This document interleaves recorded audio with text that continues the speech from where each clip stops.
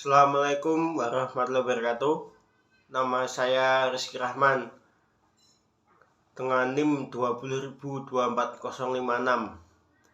akan menjelaskan materi hukum adat yang materi tersebut problematika teori hukum, konstruksi hukum dan kesadaran sosial. Hukum bukanlah suatu pemahaman yang tunggal. Hukum di dalam hakikatnya sendiri sangatlah jamak dan tidak definitif. Bahkan hukum harus dicurigai sebagai bentuk ketidakkonsistensian dan paradoksitas pemahaman yang tentunya menimbulkan pluralisme ide dan interpretasi terhadapnya. Namun sebenarnya hal ini bukanlah kendala yang berarti, karena setidaknya hukum memiliki prinsip pokok yang melekat di dalam kehadirannya, di mana ia menjadi cara dan tujuan untuk mewujudkan ketertiban sosial. Dalam gagasan hukum yang normatif, ia adalah cermin dari masyarakat. Konstruksi berpikir ini kemudian menempatkan posisi hukum yang selalu menjadi bayang-bayang masyarakat. Hukum dinamis sekaligus statis ataupun statis sekaligus dinamis. Artinya, hukum seakan bergerak layaknya masyarakat itu sendiri yang bergerak, namun sebenarnya ia diam atau setidaknya terlihat diam. Begitu juga sebaliknya, hukum terlihat diam, namun pada dasarnya ia bergerak-gerak masyarakat. Aspek dinamistis ini mengisyaratkan pada satu bentuk persinggungan antara hukum sebagai wilayah normatif dan masyarakat sebagai wilayah empiris. Keduanya saling terrefleksikan lewat apa yang disebut dalam bahasa hukum sebagai korelasi abad antara das Sollen dan das Sein. Namun korelasi antara Sollen dan Sein sering dianggap terlalu dangkal, sehingga salin dalam pengertian berikutnya sangat diartikan sebagai produk penguasa, yakni undang-undang yang dibuat oleh otoritas resmi, dan Sein dipahami sebagai gejala sosial yang selalu reaktif terhadap isu-isu sosial. Pada pemahamannya seperti ini tentunya memisahkan korelasi, sehingga yang muncul bukanlah hukum sebagai konstruksi relatif sosiologis, melainkan terbagi atas kubu ekstrim positivis. Sollen harus dikembalikan pemahamannya sebagai keharusan. Dalam perspektif moralis, yakni sebuah keharusan yang muncul dari refleksi sosial. Sedangkan Sein harus dipahami sebagai respon terhadap Sollen. Di sini wilayah Sein bisa disebut sebagai wilayah kesadaran atas Sollen. Karena itu merupakan akulasi daripada Sollen. Kesadaran atas Sollen mengandung arti bahwa hukum tersebut telah mewujudkan sebuah ketertiban sosial, atau dalam wacana sosiologis disebut dengan istilah hukum tersebut telah melembaga. Hukum yang telah melembaga tersebut mengisyaratkan masyarakat yang sadar atas hukum. Memahami korelasi hukum dengan kesadaran sosial bukanlah suatu bentuk pemikiran yang tunggal, melainkan jamak, sehingga teknik berpikir yang plural ini merupakan suatu bentuk metode di mana wilayah kental normatif diolah bersama dengan keilmuan empiris seperti sosiologis, politik, dan antropologis. Terakhir, tidak akan dikonstruksikan aspek-aspek perspektifnya dari olahan tersebut. Persoalan hukum dan kesadaran sosial ini menjadi sangat penting sebagai upaya pemecahan terhadap problematik penciptaan dan pencegahan hukum yang ternyata keluar dari pakem. Pokoknya bahkan di luar kendali normatif. Untuk melihat persoalan ini dapat dilihat dari fenomena ketidakberlakuan hukum itu. Kelalaian teoretik akan berujung pada hukum yang tidak berkonsep, hukum yang tidak memiliki jiwa, dan bahkan berkesan arogan yang sering dinilai otoriter. Efek domino dari problem ini yakni hukum tidak menjadi bagian dari kesadaran substantif, kesadaran hukum di dalam dinamika sosial, melainkan hanya formatis tenaga dalam mewujudkan ketertiban stabilitas nasional. Beberapa penelitian, terutama sosiologi hukum, telah memberikan gambaran bahwa kesadaran hukum masih lemah. Gambaran yang lebih luas bisa diambil contoh penelitian tingginya tindak pidana narkotika di Sulawesi Tengah sangat dipengaruhi kesadaran hukum yang rendah.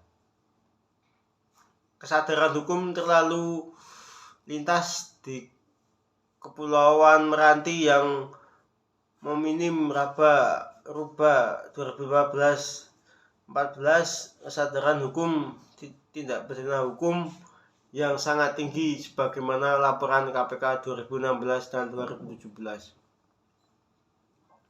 Banyaknya pelanggaran dana perkara-perkara tersebut di atas memang merupakan sebagian kecil dari fenomena gunung es di Indonesia terkait problematika hukum dan kesadaran masyarakat atasnya. Kesadaran atas hukum tidak hanya mengetahui hukum, melainkan mengerti dan memahami konsekuensinya atas, sehingga pelanggaran atasnya semakin teredukasi. Dari sini yang ingin dipersoalkan bukan bagaimana cara agar masyarakat sadar menjadi bagian kesadaran sosialnya, melainkan bagaimana problem hukum itu sendiri sejak dalam wilayah konstruksinya, sehingga hukum tidak hanya persoalan legalitasnya, melainkan validitasnya di dalam masyarakat secara material juga perlu untuk dipertanggungjawabkan. Konstruksi hukum yang tidak hanya terpaku pada legal formal menjadi wacana yang sangat penting. Arahnya adalah membangun konstruksi hukum yang sesuai dengan kesadaran sosial masyarakat. Kajian ini membahas persoalan teoretik secara multidisipliner, wacana dan analisis teoretik sendiri hingga saat ini masih sangat jarang. Para pemikir hukum lemahnya wacana teoretik secara orisinil. Inilah yang menjadi faktor mengapa ilmuwan hukum sangat jarang. Padahal begitu banyak persoalan yang terjadi, teoretik pembangunan teori yang menjadi dasar dari problematika teoretik hukum. Permasalahan pokok dalam kajian ini adalah bagaimana mengetahui pola dependensi antara hukum dengan kesadaran sosial. Lalu bagaimana rekonstruksi keduanya dalam arus teori hukum? Terakhir adalah bagaimana arah penciptaan hukum yang seharusnya. Pertanyaan selanjutnya adalah apakah korelasi antara Dasein termasuk korelasi sistem atau terpisah? Dinamika antara Solen dan Sein merupakan keterkaitan antara idea normatif dengan realistis keberlakuan norma. Hal ini kemudian menimbulkan pertanyaan, apakah Solen merupakan penerjemahan dari cita-cita? Tujuan hukum sebuah vandalitas adalah sejauh mana keberlakuannya di dalam masyarakat. Menurut penulis adalah kristalisasi dari tujuan-tujuan hukum yang abstrak yang muncul dari akumulasi moralis refleksi sosial, bahkan hanya sebatas penciptaan tanpa makna. Pembuatan aturan bahwa membunuh dapat diancam dengan sanksi 20 tahun penjara muncul dari dasar pemahaman. Oleh karenanya muncullah suatu bentuk pemahaman ideal tentang bentuk pengaturan beserta sanksinya untuk membuat orang takut dan mencegah untuk membunuh.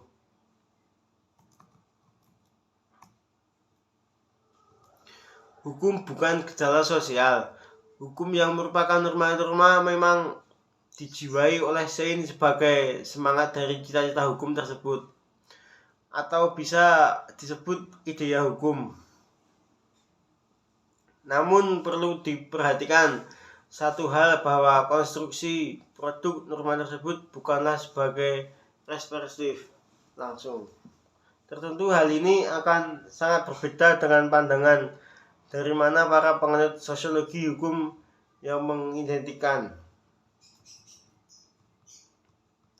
hukum sebagai gejala sosial memang sering dikumandangkan bagi penganut sosiologi hukum. Tentunya di sini hukum tak perlu lagi berpijak pada Hans Nauky, tetapi hukum lebih ditekankan sebagai akibat dari kontroversi sosial yang relatif, sehingga kelompok mana menang maka ialah yang menentukan kemana arah hukum selanjutnya. Dalam pengembangannya, hukum sebagai gejala sosial kemudian dilegalisasi oleh pemahaman-pemahaman yang bersifat politis atau sosiologis,